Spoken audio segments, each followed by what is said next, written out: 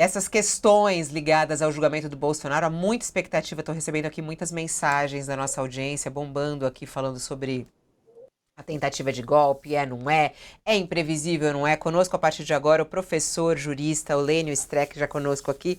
Olá, professor, muito obrigada por aceitar nosso convite. Seja bem-vindo ao nosso All News.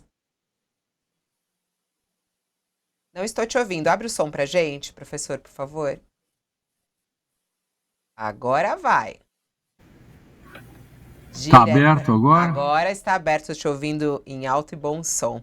Ó, a gente pegou Então, até bom esse dia. gancho. A gente pegou esse gancho dessa fala de Paulo Gonet, que falou para aliados, né? Uma informação de bastidores aqui da Letícia Casado, de que o Gonet disse para alguns aliados, pessoas próximas, que considera o julgamento imprevisível. É imprevisível mesmo ou é uma fala protocolar já para que não criar aí outras expectativas, já que ele também vai participar do processo amanhã, fazendo a sua parte, né? Como é que o senhor analisa? É imprevisível esse julgamento ou já está mais do que claro de que realmente Bolsonaro deve se tornar réu? Não, que o Bolsonaro tem que se tornar réu é uma questão previsível, porque se nós não conseguirmos ter um sistema jurídico com um mínimo de previsibilidade, inclusive para esse tipo de coisa, digamos que somos muito frágeis se isso se for não previsível. Com tudo que se tem e com a segurança com que a denúncia foi posta, é absolutamente previsível que o Supremo, à unanimidade, receberá a denúncia. E talvez ele quisesse dizer que o julgamento, que é uma coisa posterior ao recebimento da denúncia, tenha alguns toques de imprevisibilidade, etc. Isso sim, não se discute mais que houve tentativa de golpe. O Supremo disse apenas 480 vezes que houve tentativa de golpe e tentativa de abolição violenta do Estado Democrático de Direito. Isso o Supremo já disse. O Supremo não vai se desdizer. O que sobra, então? O que sobra é apenas a prova do envolvimento dos personagens denunciados neste momento. O resto é causa finita. Não se discute mais se houve tentativa de golpe, etc. Discute-se apenas. Isso é uma questão técnica. E a técnica é importante para que se entenda esses processos complexos, principalmente como esse, né? São crimes de empreendimento. Quer dizer, são crimes em que a tentativa e os planejamentos já são a própria consumação. É diferente de julgar um furto, um arrastão ou um roubo. Aí, agora o fato de ele ser transmitido, vocês não foram, eu já fui, porque eu tô aqui preparada com um monte de pergunta, ó. Deixa eu só emendar uma, Josias, que eu achei interessante no teu abre, inclusive hoje no All News. No Bom Dia você falou, no nosso Bom Dia você já falou sobre a questão da decisão de transmitir esse julgamento. Professor, quando veio essa situação de ser julgado na primeira turma, diante do que a gente tem no nosso país, essa questão da polarização e tudo mais, muito se falou, poxa, isso pode trazer questionamentos do Supremo Tribunal Federal, né? A credibilidade do julgamento. O fato de ele ser transmitido, quer dizer, a população brasileira vai acompanhar essa história sendo narrada ao vivo. Isso é bom para o Supremo ou não? Como é que o senhor analisa essa possibilidade da transmissão do julgamento do Bolsonaro? A importância histórica disso? Bom, a Folha de São Paulo fez um dia desses, há uns 2 anos atrás, o sim e o não, aquele. Você é a favor da transmissão, etc, etc. Eu fui escolhido para escrever, dando a minha opinião do sim.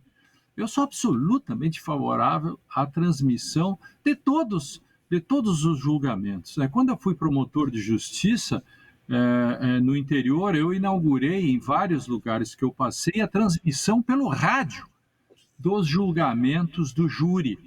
Isso proporcionou à população um aprendizado muito grande sobre as coisas dos fóruns, etc. Então, em vários lugares que eu passei, eu fui deixando, né, as rádios, então passaram a transmitir os julgamentos. E eu sou a favor total. Isso é importante para a transparência. É a primeira turma que julga, porque o Supremo, antes dessa denúncia, né, tinha mudado seu regimento. Bom, e o Supremo não vai mais mudar isso. Então, quando às vezes alguém diz, mas não deveria. Ok, no plano moral político, alguém pode dizer, não deveria ser na primeira turma, deveria ser no pleno, etc, etc. Mas o Supremo já decidiu que vai ser, e o direito tem essas especificidades. Ele disse, não tem mais o que dizer. Professor, por vezes a justiça no Brasil passa a impressão de ser mais lenta do que seria desejável, né? Às vezes tem-se até a impressão de que a justiça tarda, mas não chega, porque a prescrição chega até antes da deliberação judicial. O que eu lhe pergunto é, neste caso específico, o julgamento se dá de forma célere. A denúncia foi apresentada há 35 dias e já vai ser apreciada pelo Supremo e deve muito provavelmente ser convertida em ação penal. É um problema essa celeridade ou é solução?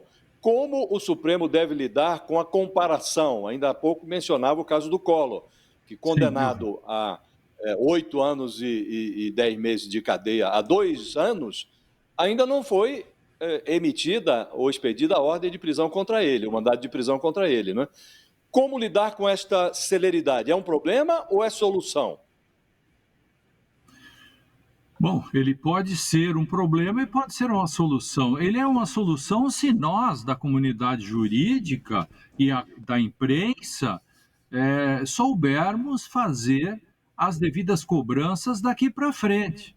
Isto é, o Supremo, quando ele toma uma decisão, ele está apontando para o futuro também, nesse sentido de que daqui para frente farei desse modo.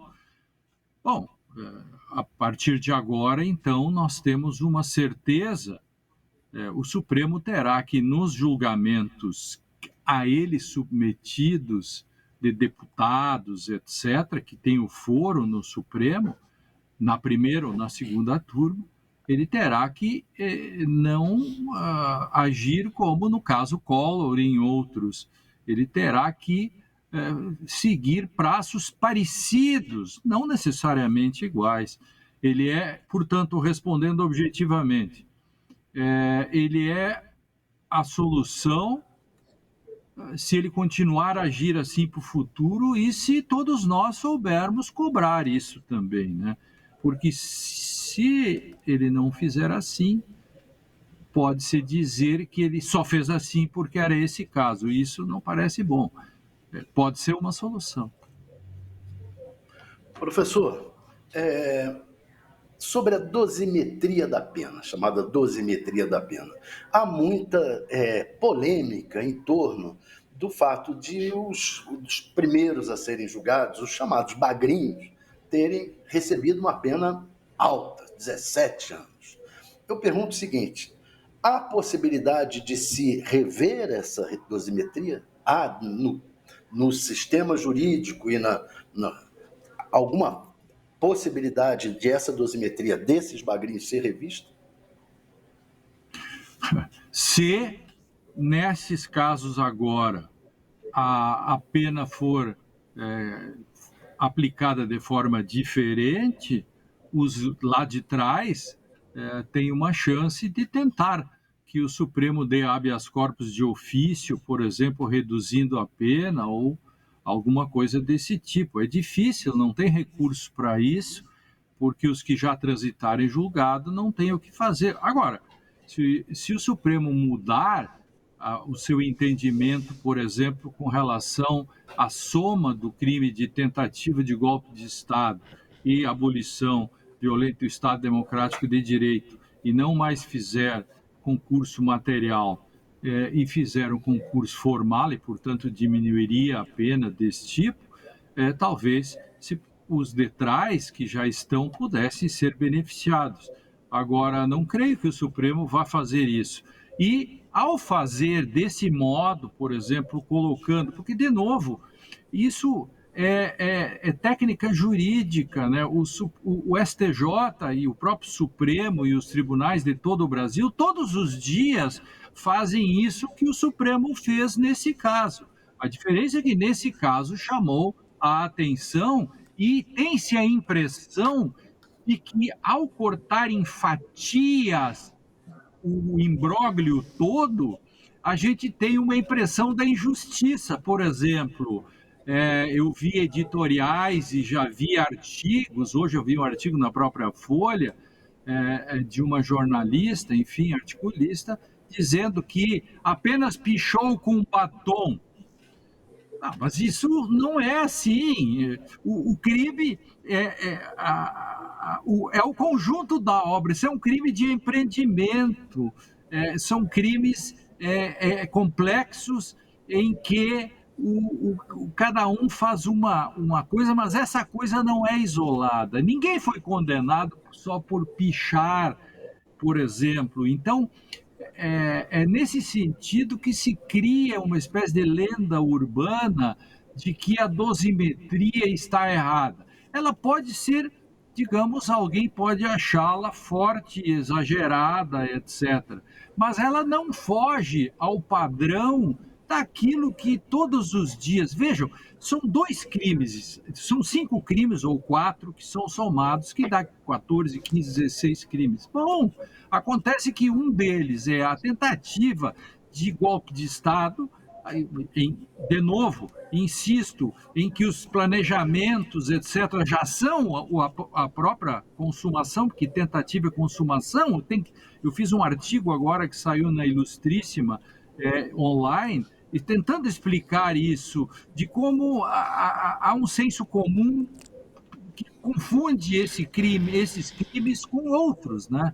Então, nesse sentido, nada há de diferente. É interessante esse ponto que o senhor está falando, né? Que a gente está falando do caso da Débora, da cabeleireira. Isso tem sido muito utilizado, né? O próprio Bolsonaro fez um vídeo, até a gente tem disponível aqui o vídeo.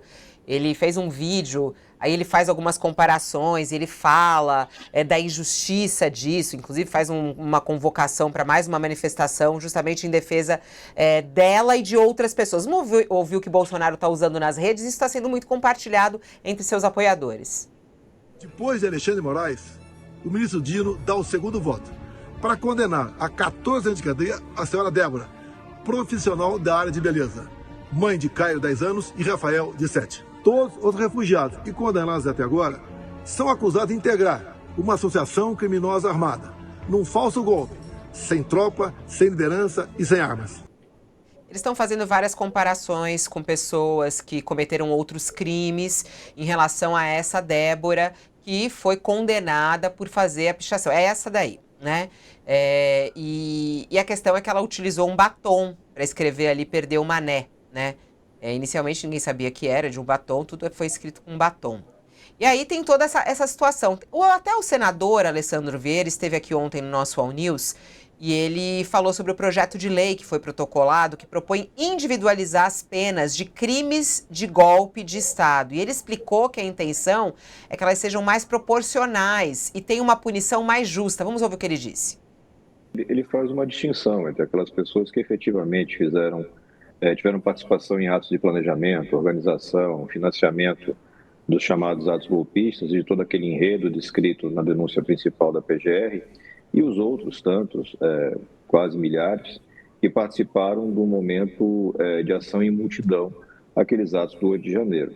Esse caso específico que você cita mostra isso. Você tem uma narrativa no voto do ministro Alexandre longa, que trata de todo um conjunto de atos, mas na hora de individualizar a conduta da ré, ele apenas consegue apontar, com base na investigação da Polícia Federal, a esse ato que foi mostrado no vídeo, a pichação da estátua da Justiça, a presença dela naquele ato, a intenção dela, deliberada, de estar naquele ato, mas não existe nenhum tipo de individualização de todo o planejamento da montagem, a viabilização para que seja um golpe de Estado. Você não vai dar golpe de Estado nesse tipo de contexto. Então, o que a gente faz? A gente cria tipos privilegiados, ou seja, aquele que só teve participação em atos materiais tem penas menores, e a gente faz a definição expressa de que você não pode ter a punição dupla por um fato só, por uma conduta só, como o ministro Alexandre e os demais ministros, na sua maioria, vêm acompanhando, fazendo a aplicação da pena por golpe de Estado e abolição violenta. E nós entendemos, e ministros já trataram disso nos primeiros julgamentos, que a hipótese é de consunção. É como tecnicamente se chama quando um crime menor é absorvido pelo outro. Esse conjunto de mudanças garantiria, na minha visão, penas mais justas, mais adequadas. Vamos lá, professor Lênio, até pela sua experiência aí jurídica, o senhor acha que é preciso individualizar, como propõe aí o senador Alessandro Vieira, para que as penas sejam mais justas? O senador é do direito, parece que ele é delegado de polícia.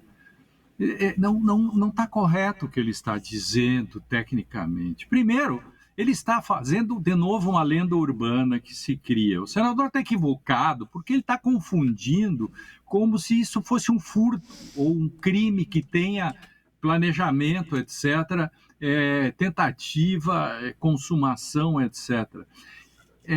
Isso se chama, os crimes desse tipo se chamam em alemão, a origem são crimes de empreendimento, Unternehmungsverbrechen, que são crimes de empreendimento nos quais você não individualiza desse modo como o senador quer. O senador está pensando que isso é um arrastão. O senador está pensando que o planejamento vale menos do que a consumar. Acontece que o planejamento e qualquer coisa desse tipo faz parte já da tentativa. Eu peço desculpas, assim, é muito difícil que num espaço pequeno eu me proponho, estou à disposição para fazer uma discussão mais longa sobre isso, para tentar demonstrar tecnicamente que é muito simpático o que o senador está dizendo. Só que o senador está tratando de como se fosse na medicina, ele está tratando de uma doença cujo diagnóstico, etc., não tem absolutamente nada a ver. Então, ele tem uma boa intenção, o senador, mas lhe falta, nesse caso, uma boa técnica, porque está tratando de coisas diferentes na teoria do direito penal. Lamento dizer Olha, isso. professor Lênio, Não...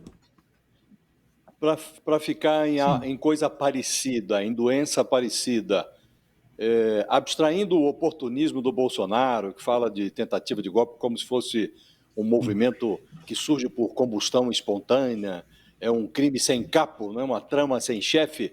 Então, abstraindo tudo isso, vamos falar de dosimetria. Nós temos um caso específico cuja moléstia é muito semelhante a isso que está sendo apreciado agora no Congresso. Um personagem chamado Jorge Washington de Oliveira Souza foi preso lá em 24 de dezembro de 2022, pouco antes da posse do Lula, confessou ter planejado explosões em Brasília para instalar o caos, palavras dele, instalar o caos, provocar a decretação de um estado de sítio e uma intervenção militar. Tudo isso às vésperas da posse do Lula. Portanto, réu confesso, agiu com 2 comparsas, e iam explodir uma bomba, iam detonar uma bomba nas proximidades, um caminhão-tanque iam explodir com querosene de aviação, lá nas proximidades do aeroporto, e mais uma bomba num bairro aqui nas proximidades do centro de Brasília, Taguatinga. Ele foi sentenciado a apenas, se compararmos com as penas do julgamento da trama golpista, que vão até 17 anos, ele foi sentenciado a 9 anos e 8 meses de cadeia. Já está, inclusive, usufruindo de saidinhas, já está num regime semiaberto. Aqui não me parece que seja muito distinto, porque são crimes da mesma natureza. Esse foi julgado em primeiro grau, agora estamos julgando no Supremo. Não é? Não lhe parece que há uma dissonância? Não estamos falando de coisas muito diferentes. Não é? Que o sujeito tentou... Ele planejou, só não estourou, só não explodiu o carro-bomba porque a polícia chegou, o carro-tanque, porque a polícia chegou antes e desarmou. Mas ele confessou, foi condenado e a pena dele, como disse, um pouco mais de 9 anos de cadeia, 9 anos e 8 meses, está muito aquém dos 17 anos que funcionam aí como teto da raia miúda. Agora, no caso do Bolsonaro, acho que vai ultrapassar até os 20 anos. Né? Mas não lhe parece que aqui são casos análogos e fica muito... distante uma pena da outra? Vou usar a sua metáfora, e a minha, a sua, a nossa metáfora da medicina. A febre, só que uma é bactéria, a outra é vírus. parecido, mas não dá para aplicar o mesmo remédio. Uma você bota uma sulfa e outra você bota um antibiótico. O caso do Washington não foi um processado pelos mesmos crimes, por tentativa e abolição. O caso dele foi outro, entende? Então, ele não foi denunciado e processado pelos mesmos crimes. Por isso que a pena dele é menor. A discussão na época era, inclusive, que era atos terroristas, etc. Só que a lei do terrorismo brasileiro tem um problema, né? Ela tem que ter uma motivação religiosa, etc. Não está incluída a motivação política, ao que lembro. Por isso que a pena dele, ele caiu com outros tipos penais que não são esses da turma do 8 de janeiro, entende? É por isso que a pena ficou tão diferente. Os crimes dele não foi de abolição e tentativa, fosse, com certeza, somando tecnicamente, a menos que se fizesse aí, como disse o senador Alexandre, a questão do maior, da pena mais grave, absorver a menor, a famosa concussão que se chama. Mas por isso que é diferente, de fato diferente, mas nesse caso é muito diferente, né? Professor, Os atos são graves. Pelo que o senhor está dizendo, aparentemente há um erro aí da justiça no seguinte sentido. O processo contra o pessoal do 8 do 1 fala de todo um planejamento golpista que veio dessa cúpula que vai ser julgada agora e que é muito anterior. É muito anterior. Vai lá desde o momento em que o Bolsonaro fala mal das urnas eletrônicas, chama os embaixadores, tudo isso, todo o planejamento, as pessoas que saíram para os jardins do palácio para falar, vem coisa por aí, etc. Houve uma criação de um clima feita por esse núcleo golpista e que esse clima levou as pessoas a terem essas atitudes golpistas. Daí, esse cidadão que vai explodir a bomba, ele foi tomado por essas movimentação desse núcleo crucial. Aí não houve um erro da justiça, então... Estava, viu, Thales? Para reforçar o seu argumento, Thales, ele estava, inclusive, naquele acampamento, no QG do Exército. Claro. Esse Exato. Washington, né? Exato. Houve acho que bateram cabeça, o sistema bateu cabeça, porque tipicamente o George Washington, ele é o sujeito que se enquadraria facilmente, né, dentro de todo o espectro do planejamento de atos ali de execução, etc., e muito facilmente condenado. Acontece que, de algum modo, o sistema acabou pegando o George Washington no primeiro grau e os outros ficaram no grande inquérito, e isso acabou fazendo com que...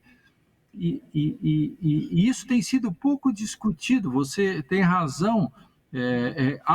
Quando eu respondi, eu também me dei conta de que as penas foram tão diferentes porque o George Washington não foi condenado por tentativa de golpe, tentativa de abolição. Ele, por tentativa de explosão e outras coisas, eu de cabeça não sei quais foram os crimes, mas com certeza não foram esses do 8 de janeiro para cá. E aí o sistema, agora o sistema não pode voltar atrás agora o sistema, porque o George Washington se beneficiou disso, porque ele pegou pena menor. Isso. Ele não pode voltar atrás do sistema. No âmbito dessa discussão que estamos tendo aqui, não lhe parece que dentro desse... há dois dogmas dos processos criminais, um deles é a individualização de condutas, o outro é a dosagem do castigo segundo a responsabilidade individual de cada um, não é? Não lhe parece que o Supremo atrairia mais legitimidade para esse julgamento se ele conseguisse diferenciar esta mulher do batom, não para torná-la uma acusada impune, longe disso. Dar a ela a pena que ela mereceria, mas se conseguisse diferenciar esta cidadã aí, que levou 14 anos, de outros réus que têm mais culpa, não lhe parece que o processo teria mais legitimidade, que a supremacia do Supremo estaria mais preservada, evitando inclusive esses debates oportunistas do bolsonarismo? Realmente o Supremo, depois que... Aí, veja as dificuldades, olha, o Supremo Tribunal disse 480 vezes que houve tentativa de golpe e aplicou essas penas todas, penas altas, enfim, e aí surge casos como esse que acabam sendo pinçados, inclusive, porque tem-se a impressão que os fatos têm menor relevância e há um dogma, como bem dito, né, de fato, de que os crimes têm que ser individualizados nas suas condutas, etc. Mas eu insisto, e essa é uma questão, o Supremo pode, digamos, nesse novo julgamento, talvez se encaminhar a mudar, digamos, o modo como ele vai aplicar a pena. Bom, isso faria com que, num segundo momento, por coerência e integridade do direito, ele mesmo tivesse que dar habeas corpus de ofício, etc., para todos os demais, para baixar-lhes a pena ou algo desse tipo, na medida em que transitou em julgado. Se você me perguntar qual é a solução, eu não sei a solução. Essa é uma solução complexa, mas eu ainda insisto numa questão que é a complexidade dos crimes, e é um crime de empreendimento, e ele é analisado de modo diferente, ele tem características diferentes, as condutas são analisadas no contexto, digamos, desse empreendimento, com uma finalidade, e cada um faz coisas menores ou maiores, mas eles estão dentro de algo que chama atos que visam uma finalidade. Por isso que a própria tentativa é já a consumação. Coisas pequenas, no meio de um conjunto de tantos, acabam, de algum modo, colaborando para o todo. Isto é que o Supremo está dizendo. Se ele mudar de ideia nos novos julgamentos, ele assume um compromisso, talvez, de revisar o que foi feito, talvez, embora esteja transitado em julgado, me parece que a única maneira, nesse caso, seria dar habeas corpus de ofício. É isso, professor Lênio, mas complexo. Eu mantenho a posição de que o Supremo está num caminho que ele não vai dar uma volta, ele vai seguir o mesmo rumo, e eu digo para vocês que ele está acertado. Aí, ele essa tem palavra. Condições de demonstrar. Ele está acertado. Obrigada, professor Lênio, por compartilhar aqui seus conhecimentos e a sua análise sobre algo que é tão importante no nosso país, né, e que eu acho que vai mexer com tanta gente. Isso. Muito obrigada, eu sei que você está com o horário apertado. Morre. Oi? De tédio ninguém morre nesse país. Cada dia a gente é surpreendido. De tédio ninguém morre. Estamos aqui para ajudar todo mundo a segurar essa barra. Obrigada, professor. Até. Exatamente. Vamos que vamos, ó, o Josias